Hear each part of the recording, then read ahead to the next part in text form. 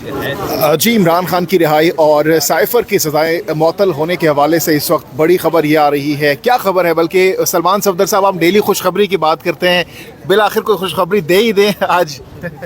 دیکھیں، آج دوبارہ بچا کچا جو تھا سائفر کے ٹرائل میں، وہ ساری ایویڈنس بہت برے طریقے سے آج سمیش ہو گیا ہے. آج فارن آفس کی جتنی سینئر براس تھی، اسد مجید صاحب جو پیش ہوئے، ساتھ میں فیصل ترمزی صاحب جو پیش ہوئے، اور final nail in the coffin of prosecutions case Azam Khan صاحب کا جو بیان تھا. آج ہمارا سب سے بڑا سٹیٹمنٹ کورٹ میں یہ تھی کہ یہ تینوں گواہ سرکار کے گواہ نہیں ہیں، یہ انصاروں نے عمران خان کے حق میں بیان دیا ہے. ان کی ایویڈنس کا کوئی ایسا پورشن نہیں تھا جس پہ سرکار انحصار کرے، بلکہ ان پر ہم انحصار کریں گے.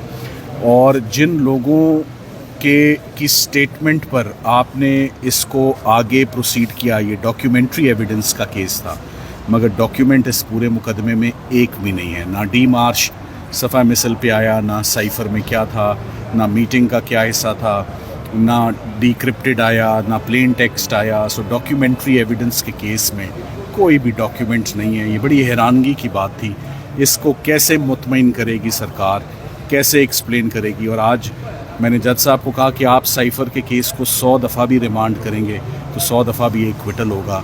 اور انہوں نے اس بات سے ایگری کیا کہ جب ایویڈنس آج نہیں تو تب کیسے ہو سکتا ہے، نیچے بھیجنے سے کیسے آ سکتا ہے ایویڈنس. سو میرا خیال ہے کہ ہم بالکل قریب ہیں عمران خان صاحب کے، اور شاہ محمود قریشی صاحب کا جو ڈیسیجن ہے وہ بالکل قریب ہے، وہ آنے والا ہے. آج کی ایویڈنس میں ڈی مارش کے بھیجے جانا، اور جو امریکہ سے جو سٹیٹمنٹ آتی ہے اینجلا ایگلر کی، وہ صرف ایک ہی جملہ ہے کہ جو خان صاحب نے یہ ایک فورن کانسپریسی کی بات کی ہے، it did not play well in Washington. So صرف ایک یہ statement that it did not play well, is that sufficient? Does that come within the folds of criminal law? Does that fall within the purview of official secrets act? کیا وہ کسی دشمن ملک کے ساتھ cooperate کرنا ہے؟ کیا وہ کسی دشمن ملک کو پاکستان کا سیکرٹ دینا ہے؟ آپ ایک بات سمجھیں، سائفر باہر سے اندر آیا ہے، اندر سے باہر کچھ نہیں گیا. یہاں سے باہر کسی کو کچھ نہیں بھیجا گیا، کچھ نہیں دکھایا گیا، کچھ نہیں شیئر کیا گیا. جب آپ کو بتاؤں گا کہ آفیشیل سیکرٹس ایکٹ میں کس قسم کی پروسیکیوشنز ہوتی رہی ہیں، کوئی پاکستان کے راز آپ دے دیں کسی دوسرے ملک کو، کوئی کسی کلبھوشن یادو کا کیس ہو، کسی ابھی نندن کا کیس ہو، کسی F-16 کی ٹیکنالوجی ہو، کوئی کہوٹا نیوکلیئر پلانٹ کی ہو، کوئی فارن آفس کے سائفر بیورو کے اندر کی کوئی تصویریں، امیجز، سیکرٹ کوڈز نکال کے دشمن ملک کو دے دو جس سے پاکستان کی سالمیت کو نقصان پہنچ جائے. میرا خیال ہے جج صاحب لا ہی نہیں پڑھ سکے، جج صاحب قانون کو انڈرسٹینڈ ہی نہیں کر سکے. یہ کیس آج چند ایک ایسی لائنیں پڑھی ہیں جن کو پڑھنے کے بعد میں نے کہا تھا کہ کیس آج یہیں پر ختم ہو گیا، اور میرا خیال ہے کہ وہ ختم ہو گیا ہے کیس. یہ آنے والے دنوں میں سر کب تک ایکسپیکٹ کیا جائے کہ کیس جو ہے وہ کنکلوڈ ہو جائے گا؟ دیکھیں، آج بھی 3:05 پر کیس شروع ہوا ہے رمضان میں.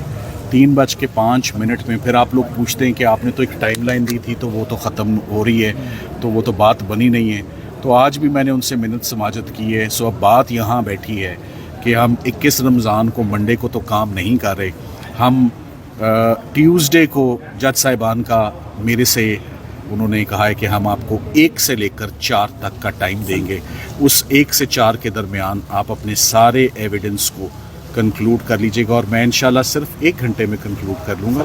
پھر بات جو ہوگی وہ سرکار پروسیکیوشن جو ہے پھر وہ بات کرے گی. سلمان صفدر صاحب، یہ بتائیے کہ 6 ججز نے تو کہا ہے کہ ہمارے اوپر پریشر ہے. جسٹس میاں گل حسن اورنگزیب اور عامر فاروق صاحب نے یہ نہیں کہا کہ ہمارے اوپر کسی انٹیلیجنس ایجنسیز کے بندے کا پریشر ہے. آپ سمجھتے ہیں فری اینڈ فیئر کیس چل رہا ہے آپ کا؟ کہ میرا کیس بالکل فری، اور میں ججز کی انڈیوائیڈڈ اٹینشن ہے، ہر ایویڈنس کو بہت باریکی سے وہ دیکھ رہے ہیں، لے رہے ہیں. 6 ججز کا معاملہ جو ہے وہ بالکل بڑا کنسرننگ، بڑا سیریس معاملہ ہے. وہ سپریم جوڈیشل کاؤنسل نے اس پر آلریڈی نوٹس لے لیا. میرا فوکس اور دھیان صرف سائفر کیس اور اس کو डिमोलिश करने में होना चाहिए और मेरा फोकस वहीं रहे तो बेहतर। अच्छा सलमान सफदर साहब, लास्टली बताइए कि आज आपने जज साहब से कहा कि आपको कल भी सुना जाए, अब जब मंडे तक समाअत मुलतवी कर दी गई है तो कौन सी मजीद एविडेंसेस आप प्रोवाइड करेंगे जिसके बाद ये मामला वाइंड अप होता हुआ, ये केस वाइंड अप होता हुआ नजर आएगा? आज मुकदमे के आगाज़ में मैंने उनको एक बात जज साहिबान के काइंड नोटिस में दी। मैंने कहा एक क्रिमिनल केस एक ब्रांड न्यू गाड़ी की मानंद होता है, तशबीह दी जाती है। इसके मैंने दरवाजे बोनेट शोनेट तो इसके तबाह हो गए हैं। अगर आप चाहते हैं कि इस गाड़ी के टायर, छत, बोनेट आगे पीछे से तबाह हो जाए, जिसको हम अक्सर the boys call it total हो जाना, तो अगर आप कहते हैं कि केस टोटल कर दो, उन्होंने कहा केस टोटल कर दो, तो हम टोटल कर रहे हैं। असद मजीद साहब का बयान भी आपने पढ़कर सुनाया, उस पर क्या कहना था? असद मजीद साहब की स्टेटमेंट आपने सुन ली। असद मजीद साहब की स्टेटमेंट में कुछ ऐसा नहीं है। असद मजीद साहब तो अपनी स्टेटमेंट में कहते हैं कि मैंने सजेस्ट किया कि डी मार्च भेजा जाना चाहिए। ये लैंग्वेज अनडिप्लोमेटिक थी, ये लैंग्वेज ऑब्जेक्शनेबल थी।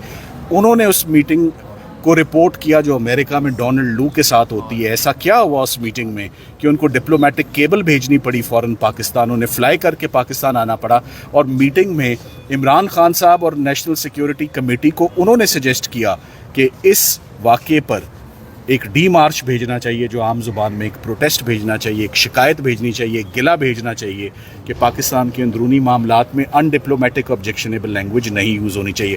सो दोबारा यही कहूँगा कि सरकार के अपने गवाहों ने इमरान खान साहब का मौक़िफ़ दुरुस्त साबित किया है और सरकार का साथ नहीं दिया इस केस में। ये बात आज खुल के सारी आ गई है, पीछे अब कुछ नहीं रह गया, अब सिर्फ फाइनल बहस रह गई है इंशाल्लाह। साइफर का सफ़र ख़त्म हो गया।